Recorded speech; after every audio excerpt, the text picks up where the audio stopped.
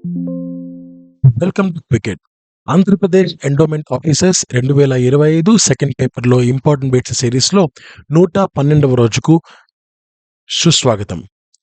ఈరోజు మనము డిస్కస్ చేయబోయే టాపిక్ ఏంటంటే మహాభారతంలోని స్త్రీ పాత్రలో మొదటి భాగం. మహాభారతంలో చాలా ముఖ్యమైన పాత్రలున్నాయి. మగవారివి, ఆడవారివి. ఆడవారి యొక్క పాత్ర చాలా చాలా కీలకం. సో, స్త్రీ పాత్రల గురించి ఇప్పటిదాకా మనకు ప్రశ్నలు చాలా వచ్చాయి examination point of view. So, స్త్రీ పాత్రల గురించి 2 భాగాలు నేను చేయాల్సి ఉంది. సో, స్త్రీ పాత్రలో మొదటి భాగం గురించి ఈరోజు నేను మీకు ఇన్ఫర్మేషన్ ఇస్తున్నాను. సో, స్త్రీ పాత్రల్లో ముఖ్యంగా ఈ వీడియోలో డిస్కస్ చేయబోయే స్త్రీ పాత్రల పేర్లేంటంటే నంబర్ 1 ద్రౌపది, కుంతి, మాద్రి, గాంధారి, దుశ్శల, సత్యవతి, అంబ, అంబిక, అంబాలిక. ఈ యొక్క 9 పాత్రల గురించి ఈ వీడియోలో మీకు నేను ఇన్ఫర్మేషన్ ఇస్తాను. యాజ్ యూజువల్‌గా ఈ వీడియోలో ఇంతకు ముందులాగే 40 బిట్స్ కూడా మీకుంటాయి. కాకపోతే ఆ 40 బిట్స్ గురించి కాకుండా 40 బిట్స్ కంటే ముందు ఏం చేస్తానంటే ఈచ్ పర్సన్ గురించి నేను కొంత ఇన్ఫర్మేషన్ మీకు నేను ఇస్తాను. అలా అందరి గురించి ఇన్ఫర్మేషన్ ఇచ్చిన తర్వాత నేను నెక్స్ట్ బిట్స్‌లోకి వెళ్తాను. మీకు చాలా ఈజీగా ఉంటుంది. ఆ బిట్స్ మీరే ఆన్సర్ చేయగలుగుతారనమాట. So, let's start. First Draupadi. Draupadi గురించి మీకు ఫస్ట్ ఇంపార్టెంట్ పాయింట్ ఏంటంటే ఈమె అంటే ఇక్కడ నేను రాయలేకపోవచ్చు. బట్ ఫస్ట్, సెకండ్ అని చెప్తాను. మీకు నేను అగైన్ రివైజ్ చేస్తాను. సో, ఫస్ట్ పాయింట్ ఏంటంటే మహాభారతంలో ద్రౌపది ఎవరంటే పాంచాల రాజ్య యువరాణి. First point. సెకండ్ పాయింట్ ఏంటంటే ఈమె కేంద్ర కథానాయిక. అంటే కథ మాక్సిమం ఈమె చుట్టూ తిరుగుతుందనమాట. అంటే కొన్ని సార్లు ఈమె పాత్ర అక్కడ లేనప్పటికీ ఈమె యొక్క ఇంపాక్ట్ ఆ సీన్‌లో ఉంటుందనమాట. అంత చాలా కీలక పాత్ర పోషించింది ద్రౌపది మహాభారతంలో. తర్వాత మూడవ ముఖ్యమైన పాయింట్ ఏంటంటే ఈమె పాండవుల భార్య. ఈ యొక్క విచిత్ర వివాహం ఏదైతే ఉంటుందో అది ధర్మ విషయాలని కానీ చాలా విమర్శల్ని కూడా ఎదుర్కోవాల్సొస్తది. తర్వాత ఫోర్త్ ఇంపార్టెంట్ పాయింట్ ఏంటంటే ఈమెకు చాలా పేర్లున్నాయి. ఈమె కృష్ణ అంటారు, పాంచాలి అంటారు, యజ్ఞసేని అని పిలుస్తారు. సో, అలా ఈమెకు చాలా పేర్లున్నాయి. ఐదో ముఖ్యమైన పాయింట్ ఏంటంటే ఈమెకు అసాధారణమైన అందం గాని, తెలివితేటలు గాని, ధైర్యం గాని ఉన్న స్త్రీ ఈమె. వాటితో పాటుగా యుద్ధం మీద, చరిత్ర మీద, భౌగోళికం మీద చాలా విషయాల్లో చాలా అసాధారణమైన నైపుణ్యాలు ఉన్న స్త్రీ అనమాట ద్రౌపది. తర్వాత సిక్స్త్ పాయింట్ మనం అబ్జర్వ్ చేస్తే కురుక్షేత్ర యుద్ధానికి కొన్ని సంఘటనలు దారితీశాయి. ఆ దారితీసిన సంఘటనల్లో ఈమె పాత్ర చాలా చాలా కీలకం. ముఖ్యంగా కౌరవులు ఈమెని అవమానించిన తీరు, ఆ వస్త్రాపహరణం చేసిన తీరు చాలా చాలా కీలకమైన ఘట్టం. ఆ ఘట్టమే యుద్ధానికి దారితీసింది. సో, అది చాలా చాలా అవమానకర సంఘటన. ఆమె జీవితంలోనే కాకుండా మహాభారతంలో కూడా చాలా ముఖ్యమైన ఘట్టం అనమాట అది.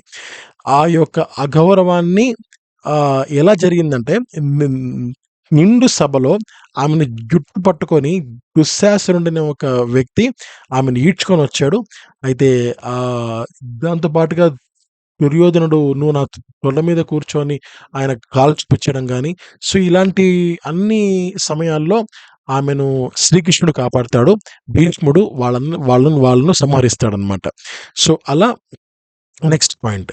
సెవెంత్ పాయింట్ ఏంటంటే ఈమె తల్లిదండ్రుల విషయానికొస్తే ఈమె ద్రుపదుని కుమార్తె. మీకు నేను చెప్పాను ఇంతకు ముందే. ద్రుపదుని కుమార్తె. సో, ద్రుపదుడు ఒక యజ్ఞం నిర్వహిస్తాడు. ఆ యజ్ఞంలో నాకు సంతానం కావాలి, ద్రోణాచార్యుడిని నేను సంహరించాలి. అలా సంహరించడానికి ఈ యజ్ఞాన్ని నిర్వహిస్తున్నాను. ఈ యజ్ఞం ద్వారా వచ్చే సంతానం ద్రోణాచార్యుడిని సంహరిస్తారు అని చెప్తారనమాట. సో, అలా యజ్ఞం నుంచి వచ్చిన పిల్లలు ఇద్దరు. ఒకరు ద్రౌపది, రెండో వ్యక్తి ధృష్టద్యుమ్నుడు. ఐ రిపీట్, ద్రౌపది ఒకరు, ధృష్టద్యుమ్నుడు మరొకరు. వీళ్ళిద్దరు వస్తారనమాట. సో, అలా ఈమెకు యజ్ఞసేని అనే పేరు గూడా ఈమెకు కలుగుతుంది. ఓకే. ఈమెకు 5 మంది సంతానం. ఈ యొక్క ద్రౌపదికి. సో, అంటే పాండవుల్ని పెళ్లి చేసుకుంది గదా! పాండవులలో పాండవులంటే 5 మంది. సో, ఒక్కొక్కరితో ఒక్కొక్క సంతానం ఈమెకు కలిగిందనమాట. సో, యుధిష్ఠిరుడు, భీముడు, అర్జునుడు, నకులుడు, సహదేవుడు. అలా 5 మందితో 5 మంది సంతానం. ఆ సంతానం పేర్లేంటంటే యుధిష్ఠిరుడితో ప్రతివింధ్యుడు అనేవాడు పుట్టాడు. భీముడితో శృతసోముడు అనే వ్యక్తి పుట్టాడు. అర్జునుడితో శృతకర్మడు శృతకర్ముడు అనేవాడు పుట్టాడు. నకులుడితో శతానికుడు అనేవాడు పుట్టాడు. సహదేవుడితో శృతసేనుడు అనేవాడు పుట్టాడు.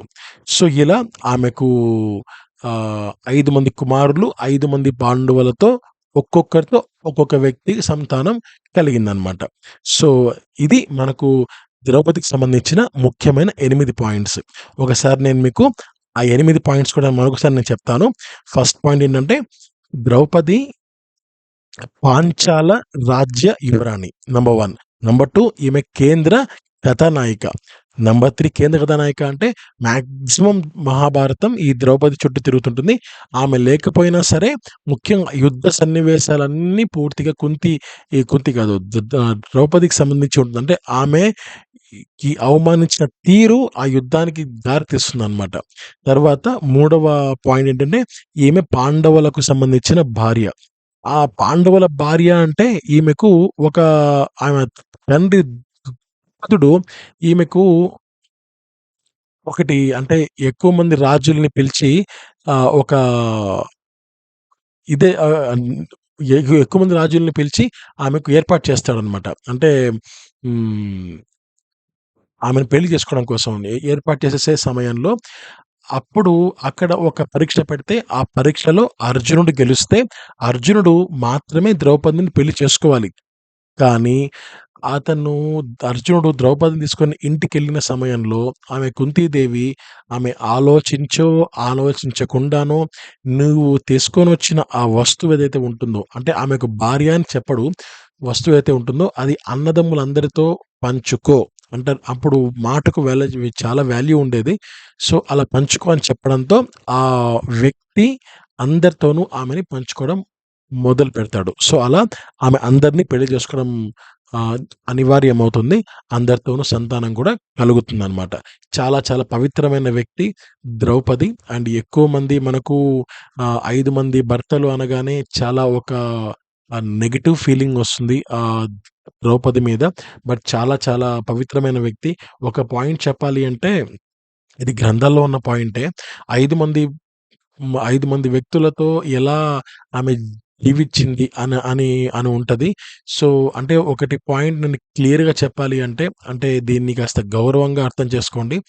ఒకరితో ఆమె పడక పంచుకున్న తరువాత ఆమె అగ్నిలోకి మళ్ళా ప్రవేశం చేస్తది. అగ్నిలో ప్రవేశం చేసిన తర్వాత రెండో వ్యక్తి దగ్గరికెళ్తదనమాట. అంత పవిత్రురాలనమాట ద్రౌపది. పాపం ఆమె కోరుకోలేదు. బట్ అది 5 మందిని పెళ్లి చేసుకోవడానికి ఆమెకు అలా విధి అనేది అలా దారి తీసింది. సో, అలా సెకండ్ పాయింట్ మూడో పాయింట్ పాండవుల భార్య. నాలుగో పాయింట్ ఏంటి? ఆమెను కృష్ణ అంటారు, పాంచాలి అంటారు, యజ్ఞసేని అంటారు. అలా చాలా చాలా పేర్లున్నాయి. ఐదో పాయింట్ ఏంటి? ఆమెకు చాలా అందం కానీ, తెలివితేటలు కానీ, ధైర్యం కానీ చాలా చాలా ఎక్కువ.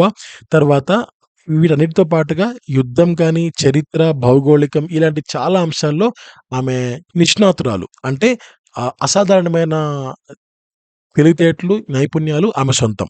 అది ఐదో పాయింట్. మరి సిక్స్త్ పాయింట్ ఏంటి? కురుక్షేత్ర యుద్ధానికి దారితీసిన చాలా సంఘటనల్లో అతి ముఖ్యమైన సంఘటన ఈమెని అవమానపరిచిన తీరు. ఓకే. తర్వాత ఏడో పాయింట్ ఏంటి? ఈమె ఎలా పుట్టింది? ఈమె ద్రుపదుడి కూతురు కదా! సో, ద్రుపదుడు ఆమె ఒక యజ్ఞం చేస్తే ఆ యజ్ఞం ద్వారా వచ్చిన ఇద్దరు పిల్లల్లో ఈమె ఒకటనమాట. సో, అది ఏడో పాయింట్. ఎనిమిదో పాయింట్ ఏంటి? ఈమెకు 5 మంది కొడుకులు. 5 మంది పాండవులతో ఆమె ఒక్కొక్క వ్యక్తిని కనింది. సో, 5 మంది కొడుకులు ఈమెకు కలిగారనమాట. అది ద్రౌపదికి సంబంధించిన ఒక ఇన్ఫర్మేషన్. ఓకే. ఇప్పుడు నెక్స్ట్ ఒకసారి నేను ఈ ఇంక్ అంతా ఎరేజ్ చేయడానికి ప్రయత్నిస్తాను. యెస్. పర్ఫెక్ట్. ఓకే. ఇప్పుడు next point Kuntidevi. Kuntidevi. So, కుంతీదేవికి సంబంధించిన కొంత మనము ఇంపార్టెంట్ ఇన్ఫర్మేషన్స్ కూడా చాలా ఉన్నాయి. ఇందులో మొట్టమొదటి ఇన్ఫర్మేషన్ ఏంటంటే, ఈమె మహాభారతంలో పాండవుల యొక్క అమ్మ. అంటే పాండవుల్ని కన్న తల్లి అన్నమాట. అయితే పాండవులు ఎంతమంది? మొత్తం మనకు 5 మంది గదా! సో, 5 మందిలో ముగ్గురు కుంతీదేవికి పుడతారు. మిగిలిన ఇద్దరు మాద్రి మూడవ పేరుంది గదా! మాద్రి అని. సో, ఈ మాద్రికి ఇంకొక ఇద్దరు పుడతారు. సో, అలా పాండవులందరూ ఒకే తల్లికి పుట్టిన వాళ్ళు కాదు. ముగ్గురు మాత్రం కుంతీదేవికి, ఇద్దరు మాత్రం మాద్రికి పుడతారు. మాద్రికి పుట్టిన సంతానం ఎవరు అంటే నకులుడు మరియు సహదేవుడు. మరి కుంతీదేవికి పుట్టిన పాండవులు ముగ్గురు ఎవరు అంటే ధర్మరాజు, భీముడు, అర్జునుడు. అలా కుంతీదేవికి సంతానం కలుగుతుంది. అండ్ ఈమె తల్లి, తండ్రి ఎవరు? తల్లి, తండ్రి ఎవరు అంటే తండ్రి వచ్చి శూరసేన, తల్లి వచ్చి మారీష. అయితే ఈమెను ఒక వ్యక్తి దత్తత తీసుకుంటాడు. ఆ దత్తత తీసుకున్న తండ్రి పేరేంటి? కుంతిభోజ. సో, అలా కుంతిభోజ అనే వ్యక్తి ఈమెను దత్తత తీసుకోవడంతో ఈమెకు కుంతీదేవి అనే పేరు వస్తుంది. తర్వాత మూడవ ముఖ్యమైన పాయింట్ ఏంటంటే ఈమె పాండురాజు యొక్క భార్య. తర్వాత ఫోర్త్ ఇంపార్టెంట్ పాయింట్ ఏంటంటే ఈమె యాదవ వంశానికి సంబంధించిన ఒక వ్యక్తి. ఈమె సోదరుడొచ్చి వసుదేవుడు. సో, ఇది ఫోర్త్ పాయింట్. ఆమెకు సోదరుడు వసుదేవుడు. ఆమె యాదవ వంశానికి చెందిన వ్యక్తి. తర్వాత ఫిఫ్త్ పాయింట్ ఏంటంటే ఈమెకు చిన్నతనంలో దూర్వాసుడు అనే వ్యక్తి ఒక వరం ఇస్తాడు. ఆ వరం ఏంటంటే దేవుళ్ళని నీకు కావాల్సినప్పుడు, నీకు నచ్చినప్పుడు, నీకు అనుకూలం ఉన్నప్పుడు దేవుళ్ళని నువ్వు ఆహ్వానించి నువ్వు సంతానాన్ని పొందొచ్చు అని ఒక వరం ఇస్తాడు. సో, ఆ వరంతోనే ఆమె ధర్మరాజు, భీముడు, అర్జునుడు వాళ్ళ ముగ్గురిని ఆమె ప్రసవిస్తుందన్నమాట. సో, ఇది మనకి ఫిఫ్త్ పాయింట్. మన సిక్స్త్ పాయింట్ ఏంటి? కుంతీదేవికి మరొక పేరుంది. అసలు పేరు. ఆ అసలు పేరేంటి? సురద. సుపృద. ఇది సిక్స్త్ పాయింట్. సెవెంత్ పాయింట్ ఏంటంటే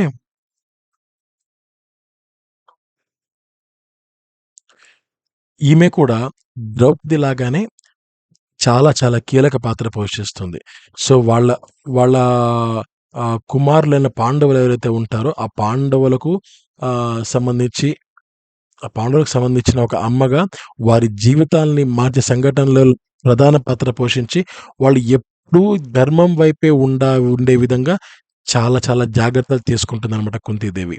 సో, ఈ 7 పాయింట్లు బాగా గుర్తుపెట్టుకోండి. నంబర్ 1 పాయింట్ ఏంటంటే ఈమెకు పాండవుల తల్లి. తర్వాత ఈమె యొక్క అమ్మ, నాన్న ఎవరు?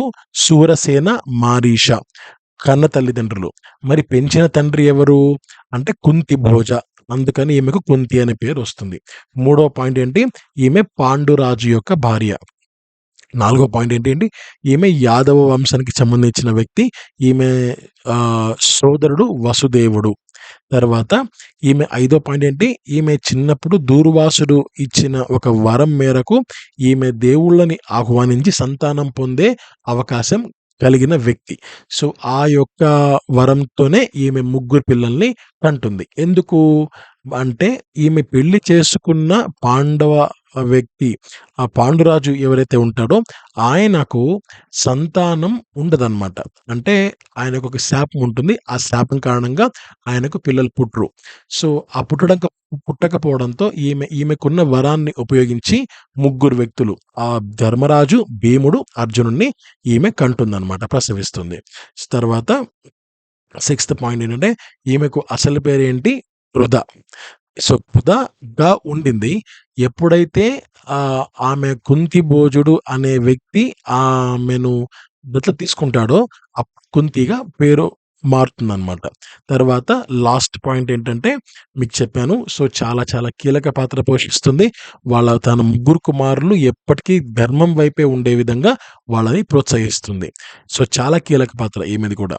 తర్వాత మాద్రి విషయానికొద్దాం.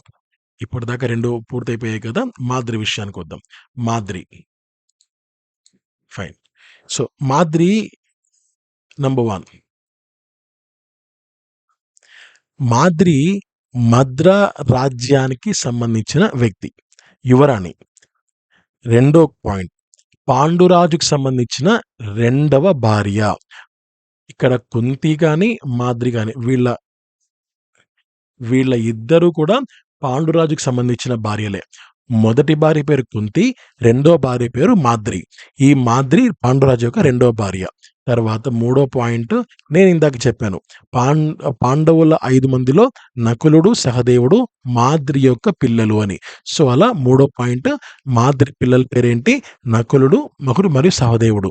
వాళ్ళిద్దరూ కవల పిల్లలు. ఓకే. ఫోర్త్ పాయింట్ అబ్జర్వ్ చేద్దాం. ఫోర్త్ పాయింట్ ఏంటంటే కుంతి కుంతి అంటే మొదటి భార్య ఆమె ఎంత చేయాలో అంత చేస్తూ భర్త మరణించకుండా ప్రయత్నిస్తూనే ఉంటదనమాట. అయితే ఒకానొక సందర్భంలో ఏం జరుగుతుంది అంటే పాండురాజు ఒకసారి మాద్రితో కలుస్తాడనమాట. అంటే మాద్రితో కలిసి ఒక అరణ్యానికెళ్తాడు. అలా అరణ్యానికెళ్ళే సమయంలో ఆయన భార్యతో సుఖాన్ని పొందుతాడు. అలా పొందిన సమయంలో ఆయన మరణించడం జరుగుతుంది. అలా మరణించిన సమయంలో అంటే ఆయన భార్యతో కలిస్తే ఖచ్చితంగా మరణిస్తాడనే శాపం ఉంటది. సో, అలా శాపంతో ఆయన మరణిస్తాడు. ఎవరు? పాండురాజు. పాండురాజు చనిపోవడంతో ఆయనతో పాటుగా ఎవరు వెళ్ళాలి అనే ఒక సందిగ్ధత ఉన్న సమయంలో కుంతి, మాద్రి ఒక రకంగా గొడవ పడతారు. అలా గొడవ పడిన సమయంలో మాద్రి నేను ఇప్పటిదాకా అంటే ఒకవేళ కుంతి అంటది నేను వెళ్తాను మా ఆయనతో పాటు వెళ్తే, అక్క నువ్వు వెళ్తే నెక్స్ట్ పిల్లల్ని చూసుకోవడం నాకు చేత కాదు. కాబట్టి ఆయనతో నేనే వెళ్తాను. నువ్వే పిల్లల్ని చూసుకో అని చెప్పి అలా మాద్రి పాండురాజుతో కలిసి స్వర్గలోకానికి వెళ్తుంది. అది మనకు ఇక్కడ అబ్జర్వ్ చేస్తున్న నెక్స్ట్ పాయింట్ అనమాట. So, fifth point. సో, అర్థమైంది గదా! ఇప్పుడు నెక్స్ట్ నేను 5 పాయింట్స్ ఒకసారి రివైజ్ చేస్తాను. సో, మాద్రి మహాభారతంలో మద్ర రాజ్యానికి సంబంధించిన యువరాణి. తర్వాత రెండో పాయింట్ ఏంటంటే ఈమె పాండురాజుకి సంబంధించిన రెండో భార్య.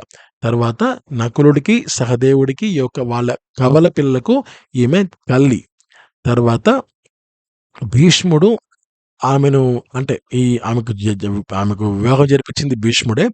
తర్వాత ఈమె తన వంతు కృషి చేస్తూ భర్తను అంటే చెప్పాను గదా! వాళ్ళ ఇద్దరి గొడవ మధ్య పాండురాజు చనిపోయిన తర్వాత వాళ్ళ గొడవ అంతా పూర్తయిపోయాక మాద్రి తన భర్తతో కలిసి స్వర్గలోకానికి వెళ్తుందనమాట.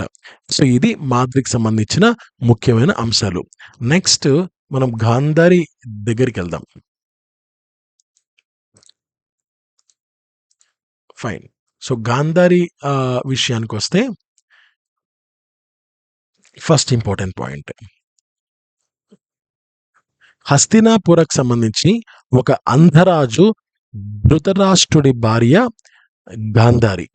తర్వాత కౌరవుల యొక్క అమ్మ, కౌరవుల తల్లి. తర్వాత సెకండ్ పాయింట్ అబ్జర్వ్ చేస్తే తన భర్త గుడ్డివాడు. సో, గుడ్డివాడు కావడంతో నేను కూడా గంతలు కట్టుకోవాలి అని నిర్ణయించుకున్న ఒక పతివ్రత అనమాట. సో, ఆమెకు 9 కుమారులు, ఒకే ఒక కుమార్తె. ఆ కుమార్తె పేరు దుశ్శల. తర్వాత మూడో పాయింట్ ఏంటంటే ఈమె సుబలుడు అనే వ్యక్తి, సుబలుడు అనే సుబలుడికి మరియు సుధర్మ వీళ్ళ ఇద్దరికి గాంధారి పుట్టిందనమాట. అంటే ఈమె తల్లిదండ్రులు వాళ్ళు.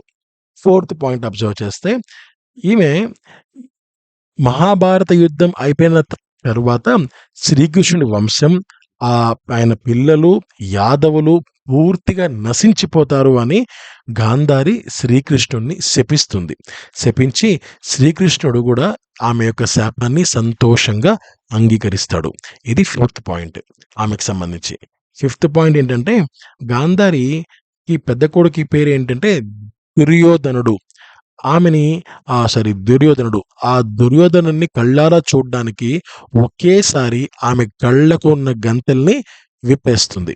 అలా విప్పేయడంతో ఆమెకు ఉన్న శక్తి ఏదైతే ఉంటుందో, ఆ శక్తి తన కొడుక్కి ధారపోస్తుంది. సో, అందుకే దుర్యోధనుడు చాలా శక్తిగా ఉంటాడనమాట. తర్వాత సిక్స్త్ పాయింట్ మనం అబ్జర్వ్ చేస్తే, యుద్ధం ముగిసిన దాదాపు 15 సంవత్సరాల తర్వాత గాంధారి తన భర్త ధృతరాష్ట్రుడు, బావమరిది విదుర, మరదలు కుంతిలతో కలిసి తపస్సు కోసం ఒక ప్రదేశానికెళ్తుంది. హిమాలయాస్‌కెళ్తుంది. అక్కడ జరిగిన ఒక అగ్ని ప్రమాదంలో ఆమె మరణించి మోక్షాన్ని పొందుతుంది. ఇది 6 పాయింట్స్ అన్నమాట. ఈ యొక్క గాంధారికి సంబంధించి. ఓకే. ఒకసారి నేను రిపీట్ చేస్తాను. ఈమె హస్తినాపుర అంధరాజు ధృతరాష్ట్రుడి భార్య, కౌరవుల యొక్క అమ్మ. సెకండ్ పాయింట్ ఏంటంటే, వాళ్ళ భర్త ధృతరాష్ట్రుడు గుడ్డివాడు కావడంతో ఈమె కూడా గా ఉన్న భర్తని అనుసరించి ఈమె కూడా కళ్ళకు పూర్తిగా గంతలు కట్టేసుకుంటుందన్నమాట. ఈమెకు 100 మంది కుమారులు, ఒకే కుమార్తె. ఆ కుమార్తె పేరు దుశ్శల. తర్వాత మూడో పాయింట్, గాంధార రాజు గాంధార రాకుమారి గాంధారి. అయితే గాంధారి యొక్క అమ్మా నాన్న పేరేంటి? సుబలుడు, సుధర్మ. వాళ్లకు పుట్టిన పాపే గాంధారి. ఇది మూడో పాయింట్. నాలుగో పాయింట్ ఏంటి? ఈమె శపిస్తుంది. ఎవరిని శపిస్తుంది? శ్రీకృష్ణుడిని. ఎప్పుడు శపిస్తుంది? మహాభారత యుద్ధం అంతా అయిపోయినాక ఆ యుద్ధంలో శ్రీకృష్ణుడు చాలా కీలక పాత్ర అని తెలుసుకొని, సో కుమారులని, నువ్వు నా కుమారులను చంపావు, సో నువ్వు కానీ నీ పిల్లలు కానీ యాదవ వంశం అందరూ కానీ పూర్తిగా నశించిపోతారు అని శపిస్తుంది. శ్రీకృష్ణుడు కూడా దానికి నవ్వుతూనే సంతోషంగా దాన్ని యాక్సెప్ట్ చేస్తాడు. తర్వాత ఐదో పాయింట్ ఏంటి? ఒకేసారి మాత్రం ఈ యొక్క గాంధారి కళ్ళకు గంతలు విప్పుతుంది. ఆ విప్పి తన పెద్ద కుమారుడైన దుర్యోధనుడిని కళ్ళారా చూస్తుంది. సో చూసి ఆమెకున్న శక్తిని తన కొడుక్కి ధారపోస్తుంది అనమాట. అది ఐదో పాయింట్. ఆరో పాయింట్ ఏంటి? దాదాపు యుద్ధం తర్వాత 15 సంవత్సరాలు అయిపోయిన తర్వాత ఆమె కొంతమందితో కలిసి హిమాలయాలకు వెళ్తుంది. అక్కడ జరిగిన ఒక ప్రమాదం కారణంగా ఆమె మరణించి మోక్షాన్ని పొందుతుంది. ఇది గాంధారికి సంబంధించిన ముఖ్యమైన పాయింట్స్. తర్వాత మనకు కనపడుతున్న మరొక ముఖ్యమైన వ్యక్తి పేరు దుశ్శల. సో దుశ్శలకు సంబంధించి కొన్ని పాయింట్స్ ఉన్నాయి, మనం అబ్జర్వ్ చేద్దాం. ఫస్ట్ పాయింట్ ఏంటంటే, అంధరాజు ధృతరాష్ట్రుడు మరియు గాంధారిల ఏకైక కుమార్తె. ఏకైక అంటే 100 మంది కౌరవులు ఒకే చెల్లెలు. ఆ చెల్లెల పేరు దుశ్శల. తర్వాత కౌరవుల యొక్క సోదరి. తర్వాత అంటే గాంధారి ధృతరాష్ట్రుల యొక్క కూతురు, కౌరవుల యొక్క సోదరి. మూడో పాయింట్, ఈమె సింధు దేశానికి సంబంధించిన జయద్రథుడు అనే వ్యక్తిని వివాహం చేసుకుంది. నాలుగో పాయింట్, ఈమెకు సురత అనే ఒక కొడుకు కలిగాడు. ఐదో ఇంపార్టెంట్ పాయింట్, వేదవ్యాసుడు గాంధారి కడుపులో మాంసాన్ని 100 భాగాలుగా చేశాడు. ఇక్కడ కడుపులో ఉన్న భాగాన్ని 100 భాగాలుగా చేస్తే 100 మంది కౌరవులు పుట్టారు. మిగిలిన శరీరంలో ఉన్న మాంసానికి సంబంధించి ఈ యొక్క దుశ్శల జన్మిస్తుందన్నమాట. అది మనకు మహాభారతం చెప్తుంది. సో ఈ 5 పాయింట్స్ దుశ్శలకు సంబంధించినవి. ఒకటి, ధృతరాష్ట్రుడు గాంధారికి సంబంధించిన ఏకైక కుమార్తె. తర్వాత కౌరవుల యొక్క సోదరి. తర్వాత ఆమె సింధు దేశానికి సంబంధించిన జయద్రథుడు అనే వ్యక్తిని వివాహం చేసుకుంది. తర్వాత సురత అనే కొడుకు ఆమెకు కలిగాడు. లాస్ట్ పాయింట్ ఏంటంటే, ఈమె అంటే మిగిలిన 100 మంది కడుపులో ఉన్న మాంసం నుంచి పుడితే, ఈమె మిగిలిన శరీరంలో ఉన్న మాంసం నుంచి ఈమె పుట్టడం జరిగింది.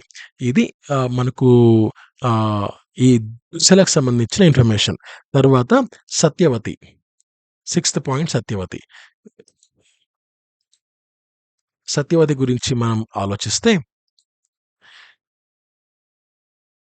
కురువంశంలో చాలా చాలా కీలక పాత్ర సత్యవతిది. తర్వాత రెండో ఇంపార్టెంట్ పాయింట్, ఈమె శంతనుడికి సంబంధించిన రెండవ భార్య.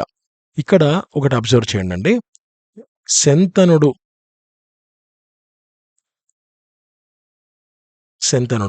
శంతనుడికి ఇద్దరు భార్యలు. ఒకరి పేరు గంగ, మరొకరి పేరు సత్యవతి. గంగకు కుమారుడు ఎవరు అంటే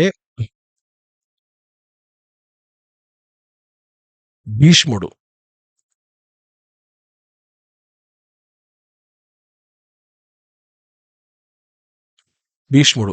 సత్యవతికి కుమారులు ఎవరు అంటే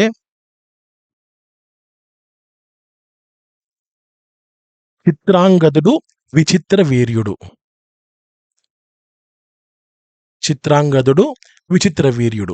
సత్యవతికి పుట్టిన పిల్లలు, గంగకు పుట్టిన పిల్లవాడు భీష్ముడు మాత్రమే. సో ఈ యొక్క విషయంలో గంగ, సత్యవతి వాళ్ళకు మొత్తం ముగ్గురు పిల్లలు కదా.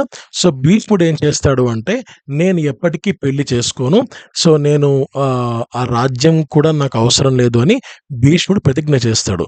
సో చెప్పిన విధంగానే ఆయన పెళ్లి చేసుకోడు. సో దాన్నే భీష్మ ప్రతిజ్ఞ అని కూడా పిలుస్తాం కదా. సో అలా ఉంటుందన్నమాట. అయితే నేను ఇక్కడ సెకండ్ పాయింట్ చెప్పడం లో ఉన్నాను. శంతనుడు రెండో భార్య ఈమె సత్యవతి. ఇప్పుడు నేను మీకు చూపిస్తున్న ఇమేజ్ ప్రకారంగా ఆ కౌరవులకు ముత్తాత, ఇతిహాస రచయిత వేదవ్యాసుడికి సంబంధించిన అమ్మ. తర్వాత ఈ యొక్క సత్యవతికి మరొక పేరు ఉంది. ఆ పేరు ఏంటంటే మత్స్యగంధి.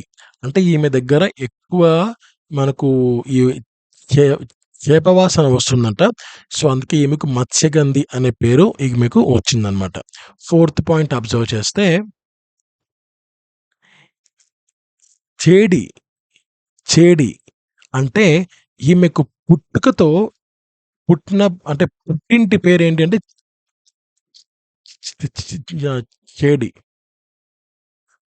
చేడి.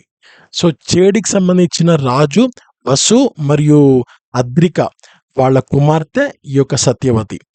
సో ఈమె పుట్టడంతోనే చేప రూపంలోనే ఈమె పుట్టిందనమాట. సో పెళ్ళైన తర్వాత ఈమె కురు వంశానికి రావడం జరిగింది. ఫోర్త్ పాయింట్ అది. ఫిఫ్త్ పాయింట్ ఏంటి, ఈమె పరాశరుడితో వివాహం లేకుండానే వేదవ్యాసుడు పుట్టాడనమాట. సో అంటే శంతనుడు ద్వారా పుట్టిన వ్యక్తులు చిత్రాంగదుడు, విచిత్ర వీర్యుడు. కానీ సత్యవతికి పెళ్లితో సంబంధం లేకుండానే ఈ యొక్క పరాశరుడితో వేదవ్యాసుడు ఈమెకు కొడుగ్గా వస్తాడనమాట ఆమె లైఫ్లోకి. సో చేపలాంటి వాసన వస్తున్నప్పటికీ కూడా శంతనుడు ఈమెను వివాహం చేసుకుంటాడు. అండ్ వాళ్ళకు ఇందాక చెప్పిన విధంగా చిత్రాంగడు, విచిత్ర వీరుడు అనే కుమారులు కలుగుతారనమాట.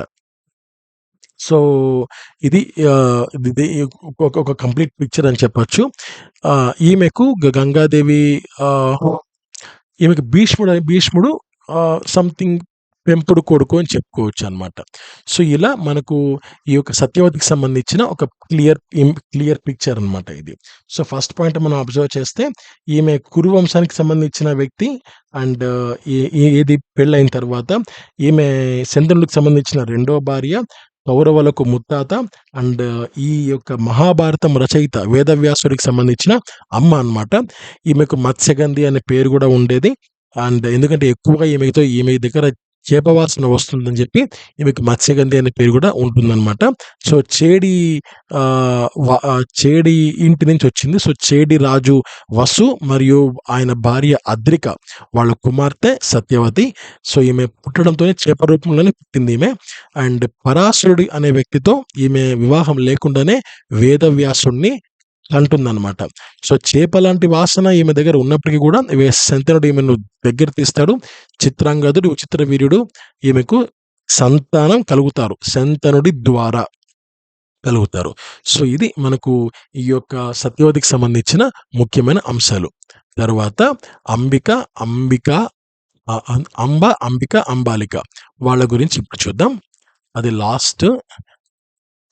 తర్వాత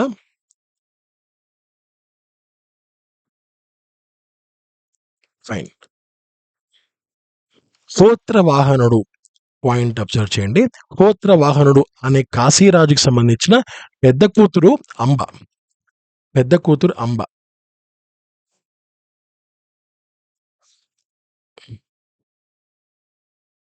రెండో కూతురు అంబిక. మూడో కూతురు అంబాలిక. సో, వీళ్ళ ముగ్గురు హోత్రవాహనుడు అనే ఒక కాశీరాజుకి సంబంధించిన వీళ్ళ ముగ్గురు ఆడపిల్లలనమాట. అయితే భీష్ముడితో ఈమెకు వివాహం చేయడానికి నిశ్చయం జరుగుతుంది. అయితే భీష్ముడు ఏం చేస్తాడు అంటే సెకండ్ పాయింట్. భీష్ముడు ఏం చేస్తాడు, సో, భీష్ముడికి అంటే ఈమె సాల్వుడు అనే వ్యక్తిని ఈమె ఇష్టపడుతుంది. ఎవరు? అంబ. అంబ గురించి చెప్తున్నాను. సో, సాలుడు అనే వ్యక్తిని ఈమె ఇష్టపడుతుంది. సో, ఇష్టపడడంతో భీష్ముడితో వివాహానికి ఒప్పుకోదు. భీష్ముడి దగ్గరికెళ్ళి నేను సాలుడు అనే వ్యక్తిని ఇష్టపడుతున్నాను. సో, దీనికి ఒప్పుకొని మీరు నాకు సహకరించండి అని కోరుతుంది. భీష్ముడు ఒప్పుకొని ఆమెను పంపేస్తాడు. అక్కడ సాల్వుడు ఏం చేస్తాడంటే భీష్ముడు వదిలేసిన పిల్లని నేను పెళ్లి చేసుకోవాలనా అని ఆమెని స్వీకరించడానికి ఇష్టపడడనమాట. సో, దీంతో భీష్ముడే నా యొక్క కష్టాలకు కారణము అని యుద్ధంలో ఆయన్ని ఓడించడానికి ఒక తపస్సు చేస్తుంది అంబ. సో, శివుడే ప్రత్యక్షమై ఆమెకు రాబోయే జన్మలో ఒక కుమారుడిగా పుట్టి భీష్ముడి మరణం కలిగిస్తావని చెప్పి ఆమెకు వరం ఇస్తాడు. సో, శిఖండి అనే కుమారుడిగా పుట్టి భీష్ముడిని మరణం కలిగిస్తావని చెప్పి ఆమెకు వరమిస్తాడు శివుడు. సో, అలా ఆమె శరీరం ముగుస్తుంది. సో, అది అంబకి సంబంధించిన ఇన్ఫర్మేషన్. ఇక అంబిక, అంబాలిక విషయానికొస్తే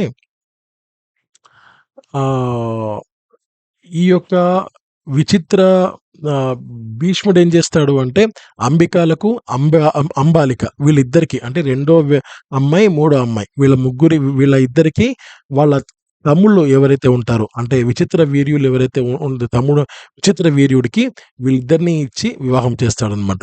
సో, వివాహం చేస్తే విచిత్ర వీర్యుడు క్షయరోగంతో ఒక నిస్సంతువులాగా మరణిస్తాడు. వెంటనే వంశం వృద్ధి కావాలి గదా! సో, వంశవృద్ధి కోసం తన తల్లి సత్యవతిని ఆహ్, తొలిపుత్రుడైన వేదవ్యాసుడిని కోరుతుందనమాట. సో, కోరతాడు భీష్ముడు. కోరి అంబిక, అంబాలికలకు సంతానాన్ని ప్రసాదించడానికి అతను అంగీకరిస్తాడు. అయితే అంబిక మాత్రం ఏం చేస్తుందంటే, ఆ వేదవ్యాసుడితో సంతానం జరుగుతున్న సమయంలో ఆమె కళ్ళు మూసుకుంటుంది. కళ్ళు మూసుకోవడంతో ఆమెకు ధృతరాష్ట్రుడు పుట్టాడనమాట. సో, ఆయన పుట్టుకతోనే గుడ్డివాడు కదా! అలా పుట్టాడనమాట. అది ఇన్ఫర్మేషన్. అంబిక, అంబాలిక వాళ్ళ ముగ్గురికి సంబంధించి. సో, ఈ యొక్క వీడియోలో నేను మీకు ద్రౌపది, కుంతి, మాద్రి, గాంధారి, దుశ్శల, సత్యవతి, అంబ, అంబిక, అంబాలిక ఈ యొక్క 9 మంది గురించి నేను మీకు ఇంపార్టెంట్ ఇన్ఫర్మేషన్ ఇవ్వడం జరిగింది. సో, ఇప్పుడు మనము ఇక్కడ 40 బిట్స్‌ని అబ్జర్వ్ చేద్దాం. ఫస్ట్ క్వెషన్ అబ్జర్వ్ చేస్తే మహాభారతంలో ప్రధాన స్త్రీ పాత్ర ఎవరు? Answer Draupadi. Second question Draupadi ఎవరి కుమార్తె? ద్రుపద మహారాజు కుమార్తె. ద్రౌపదికి మరొక పేరు ఏంటి? పాంచాలి. ద్రౌపది ఎవరి భార్యగా ప్రసిద్ధి చెందింది? పాండవుల అందరి భార్య. ద్రౌపది పుట్టిన విధానం ఏంటి? యజ్ఞకుండం నుంచి పుట్టింది. ద్రౌపది స్వయంవరంలో అర్జునుడు ఏ వేషంలో పాల్గొన్నాడు? ఆన్సర్ బ్రాహ్మణ వేషంలో. సో, బ్రాహ్మణ వేషంలో ఎందుకు పాల్గొన్నాడు? ఆయన అజ్ఞాతవాసంలో ఉన్నాడు కనుక అజ్ఞాతవాసంలో అతని వేషం ఎవరికీ గుర్తుపట్టకూడదు. ఎవరు ఆయన్ని గుర్తుపట్టకూడదు. గుర్తుపడితే అగైన్ అది ఎక్స్‌టెన్షన్ అయిపోతుందనమాట. సో, అలా. తర్వాత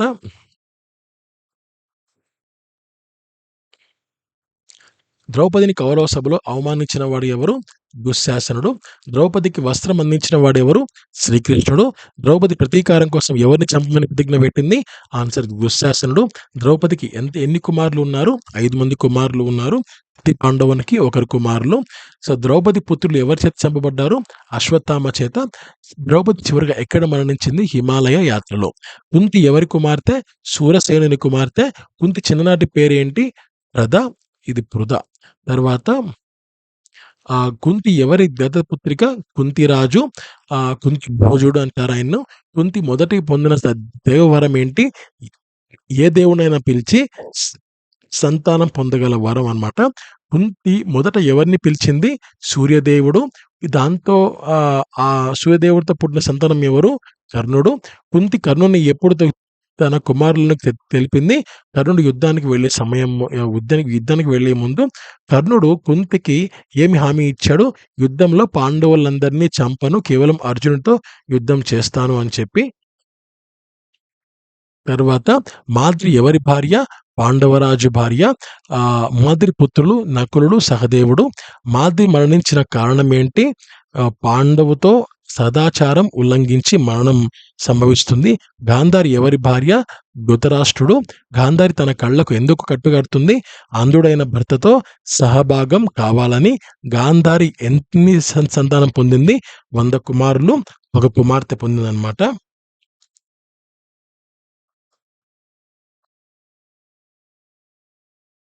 okay. So next question, Gandhari కుమార్తె పేరేంటి? ఆన్సర్ దుశ్శల. దుశ్శలకు ఎవరితో పెళ్ళయింది? జయద్రథుడు. గాంధారి దుర్యోధనుడి మరణానికి ఎవరి మీద శాపం పెట్టింది? ఆన్సర్ శ్రీకృష్ణుడిపై. గాంధారి మరణం ఎక్కడ జరిగింది? హిమాలయాల్లో. తర్వాత సత్యవతి ఎవరి తల్లి? వ్యాస మహర్షి తల్లి. సత్యవతి మొదట ఎవరి భార్య? పరాశర మహర్షి. తర్వాత ఎవరి భార్యగా మారింది? శంతన మహారాజు. తర్వాత సత్యవతికి పుట్టిన సంతానం ఎవరు? స్ప్రంగదుడు, విచిత్ర వీర్యుడు. అంబ ఎవరు? కాశీరాజు కుమార్తె. అంబ ఎవరి చేతిలో అవమానానికి గురైంది? భీష్ముడి చేతిలో. అంబ పునర్జన్మలో ఎవరిగా పుట్టింది? శిఖండిగా పుట్టింది. పుట్టి భీష్ముడిని సంహరించింది. అంబిక ఎవరు? విచిత్ర వీర్యుని రాణుల్లో ఒకరు. అంబాలిక ఎవరు? విచిత్ర వీర్యుని మరురాణి. సో ఈ విచిత్ర వీరుడు వీళ్ళిద్దరిని పెళ్లి చేసుకున్నాడు. ఆ తర్వాత అంబిక, అంబాలిక ద్వారా సంతానం ఎవరు? ధృతరాష్ట్రుడు, పాండు. ఇక్కడ ఒక పాయింట్ నేను మీకు పొరపాటుగా ఇవ్వడం జరిగింది. సో దానికి సారీ. కుంతి ఈ సంతానం ఎవరు అన్న, కుంతి సంతానం ముగ్గురు: ధర్మరాజు, భీముడు, అర్జునుడు మాత్రమే. ఇక్కడ కర్ణుడని ఇవ్వడం జరిగింది. సో ఇది పొరపాటు, కాస్త గమనించగలరు. So thank you so much. Have a great day. నమస్తే. జై హింద్.